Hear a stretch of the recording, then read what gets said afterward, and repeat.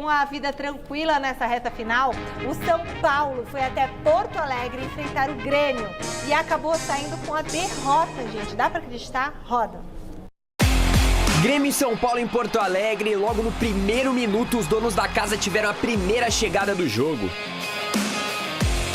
Do outro lado, André Silva tabelou com o Luciano, que finalizou sem ângulo e parou em Marquezinho. Mas olha, o domínio era mesmo do time gaúcho, viu? Aravena nessa oportunidade foi travado pelo Juan. Depois, o camisa 16 ficou cara a cara com o Rafael, só que viu o goleirão defender. E olha, até o Jeromel tentou cabeceando, mas mandou por cima do gol. E aos 36, Soteldo avançou, tocou pro João Pedro, que só ajeitou pro Cristaldo finalizar cruzado e anotar o dele, sem chances pro Rafael, 1-0. 10 minutos depois, Viriaçante cruzou pra pequena área e depois do bate-rebate ali, quem acabou mandando a bola pro fundo das redes foi o Juan, pois é, gol contra, 2-0. Bom, bora pro segundo tempo. Depois do escanteio, a defesa gremista tentou tirar a bola e o Luiz Gustavo, que não é bobo nem nada, pegou de primeira e anotou nada mais, nada menos que um golaço daqueles, 2-1. O Wellington Rato até teve uma boa chance, só que mandou do lado de fora da rede. E pra fechar, Soteldo foi mais um que ficou no quase. Final de jogo, Grêmio respirando aliviado, 2, São Paulo com a vida tranquila, 1. Creo que hicimos un muy mal primer tiempo, producto de errores nuestros, perdimos algunas pelotas que nos agarraron en transición, creo que favorecimos a las virtudes que tienen ellos y en el segundo tiempo ya creo que tuvimos un control bastante importante como para descontar. Este es un campeonato muy duro. Y nosotros tuvimos la virtud, la suerte, como quieran llamarlo, de poder posicionarnos rápidamente entre los 6 primeros. Al final, yo creo que el torneo de 38 fechas, un brasileirao de 38 fechas, hace justicia de quién es quién. Ô Zé, mesmo perdendo no final de semana, o São Paulo enfim conseguiu a tão sonhada vaga direta para a Libertadores. Explica melhor a situação do tricolor pra gente. Boa noite.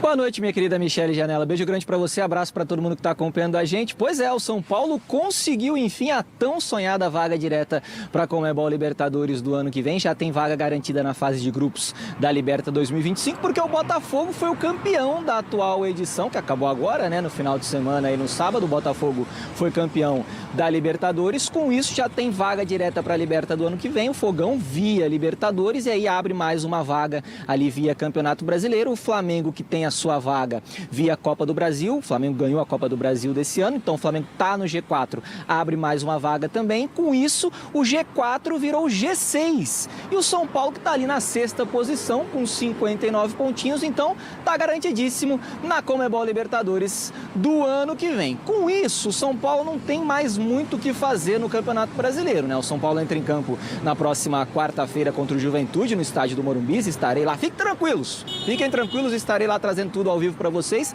E no final de semana, no domingo, o São Paulo tem simplesmente o Botafogo lá no Rio de Janeiro, podendo ser o jogo do título do Fogão no Campeonato Brasileiro desse ano. São Paulo não tem mais o que fazer, então o técnico Luiz Ubeldia pode até colocar os reservas aí nesses 2 jogos que faltam. Será que ele vai fazer isso? Será que não? Com a palavra, Luiz Ubeldia aqui no Gazeta Esportiva.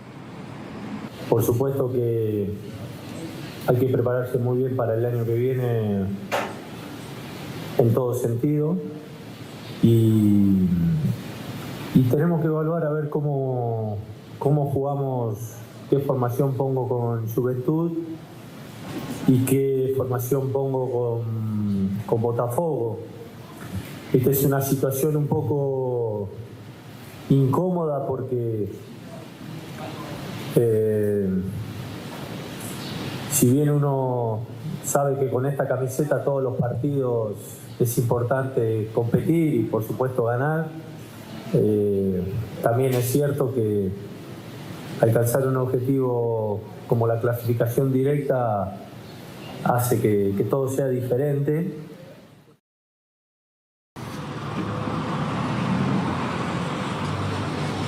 Então tá aí o Zubeldia aqui no Gazeta Esportivo. O São Paulo volta a trabalhar amanhã aqui no CCT da Barra Funda. Não treinou hoje, folgou, né? Jogou ontem lá contra o Grêmio no sul do país. Volta a trabalhar amanhã, já avisando exatamente esse jogo que eu comentei com vocês aí contra o Juventude na quarta-feira.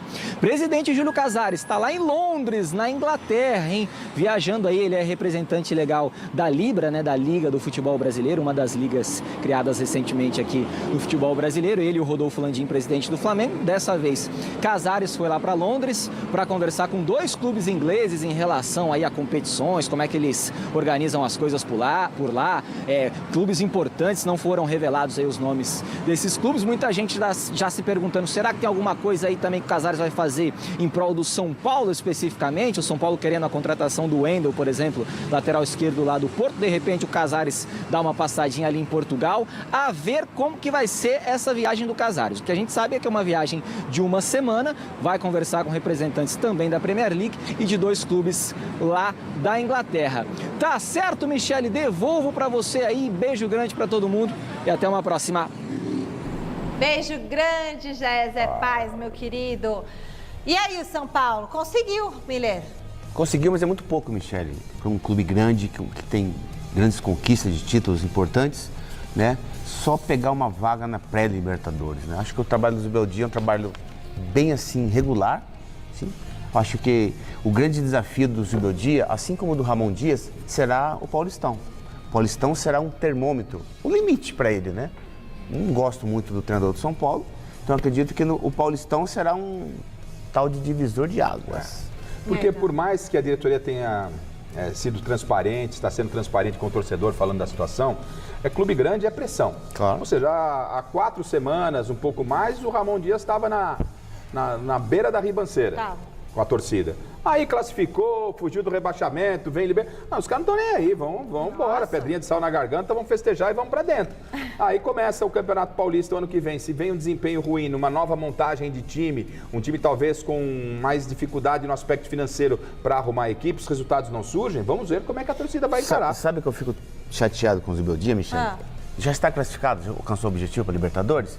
Esses 2 últimos jogos, coloca a garotada pra jogar, pô. Isso sim, e dá um descanso, né? Exatamente. O São Paulo com a sua vaga garantida, teve gente que torceu pro Botafogo para o São Paulo conseguir essa vaga, mas o time já está...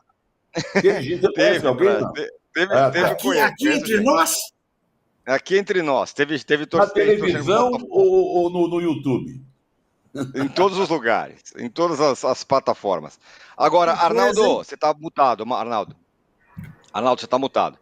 Mas tem gente que já está de férias, tem time que já está de férias, e tem presidente de time que já está oficialmente de férias, é isso? Pois é, né, cara? Estão falando, o Casares foi para a Europa, passar uma semaninha lá, etc, né? Saiu, enquanto o time voltava de Porto Alegre, o Casares se empirulitou para a Europa, talvez tenha contato com a Premier League, falando da Liga, etc, mas quando o presidente sai de férias, né, Tirone, os jogadores, né, o São Paulo está oficialmente de férias desde sábado, depois do título do Botafogo, quando ele vai para a fase de grupos e não para pré-Libertadores. E tem uma diferença grande aí, né? Além de você ter os jogos garantidos, você tem um calendário mais... você não precisa correr tanto. E a pré-Libertadores é uma espécie de armadilha, né? Então o São Paulo consegue... É claro que não é emocionante, não tem arrancada, não lutou contra o rebaixamento, mas eu prefiro assim do que a gangorra, né? Do que agora. O que o torcedor do São Paulo está preocupado é com as perspectivas, né? Não pelas férias do presidente, mas a tentativa do São Paulo de apertar os cintos e flamengar ou palmeirar, ela vem num momento em que está todo mundo investindo, inclusive o Corinthians, né? Hoje o Juca falou, se tivesse mais não sei quantas rodadas, o Corinthians ultrapassava o São Paulo. É possível.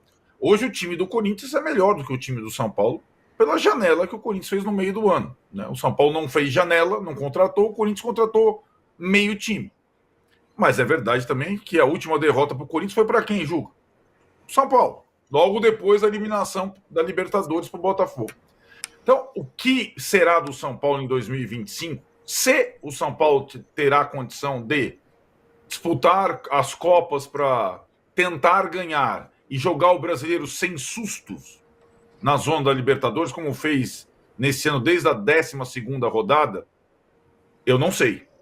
É pouco provável, com a falta de investimento que terá. Agora, o São Paulino vai ter que se acostumar com isso, pelo menos nos primeiros meses de 2025. O time do São Paulo vai ser mais fraco que o desse ano. Isso é uma realidade, né? Mas é um caminho a ser tomado, né? É uma tentativa de melhora financeira, sem a adoção da SAF, sem dar calote em todo mundo, é uma tentativa que eu acho válida, mas para convencer o torcedor disso não é tão simples, né? E nesse ano eu acho que a questão já foi cumprida. A ver agora o que a direção do São Paulo, sem o presidente que foi passar férias na Europa, decidirá sobre as 2 próximas partidas, né? São Paulo ainda joga 2 partidas. Uma contra o Juventude em casa, a outra contra o Botafogo, que é o líder do campeonato agora, um jogo que pode decidir o brasileiro.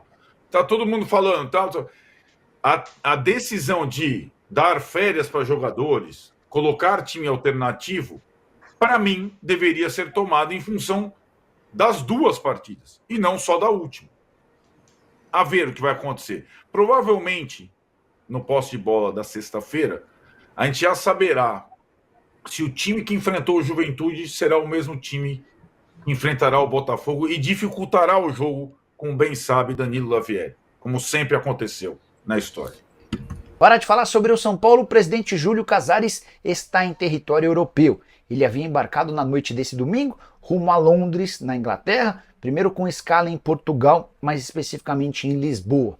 Vai passar por lá quase uma semana e a ideia é visitar pelo menos 2 times e ter uma agenda muito voltada à Premier League. Aí você, torcedor de São Paulo, já deve estar esfregando as mãos e imaginando reforços, contratações do futebol inglês e eventualmente dessa escala em Portugal. A contratação do Wendel é algo declarado, é algo público. O São Paulo tenta a contratação do Wendel, mas importante dizer que o Casares vai visitar esses clubes como representante da Libra, aquele grupo formado por times da Série A do brasileiro que negocia direitos de transmissão. É algo curioso, levando em consideração que a Libra já vendeu todos os seus direitos de transmissão no Campeonato Brasileiro nos próximos anos para a Globo. Então, TV aberta na Globo, TV fechada no Sport TV e eventualmente no Pay-Per-View, se o Pay-Per-View ainda existirá. De qualquer forma, é o Casares estreitando relações e fazendo relacionamento. É possível, inclusive, que ele se encontre com o Ferran Soriano, CEO do Grupo City. Eles têm uma boa relação já de algum tempo. São Paulo assegura que não há nenhuma reunião marcada do Casares com o Wendel ou representantes dele no futebol português. O Wendel tem contrato com o Porto até junho do ano que vem.